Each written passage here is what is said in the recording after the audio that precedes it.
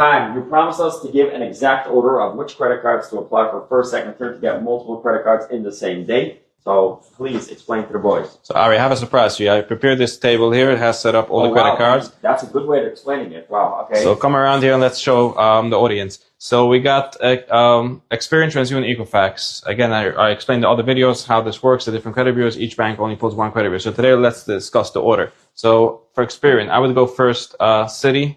Citi, you can get one credit card. You could get in the same day 2 Chase credit cards. So after Citi, you'll go to Chase.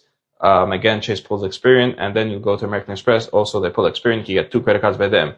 Move over to TransUnion. TransUnion, you can get 3 Barclays cards. I would do 3 Barclays cards the same day. You can get all 3 of them approved.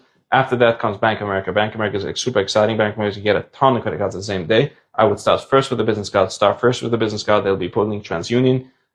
You're going to be doing 5 personal business cards. I personally got approved for 5 business cards the same day, and then you can do a personal credit card by them. Again, it's important for you to start first with a business card like this. They pull TransUnion. Then go over to Equifax in Brooklyn, New York, where I live. Discover is currently the only credit card that pulls Equifax. So if you want a Discover card, you can get that after getting all the Experian TransUnion credit cards.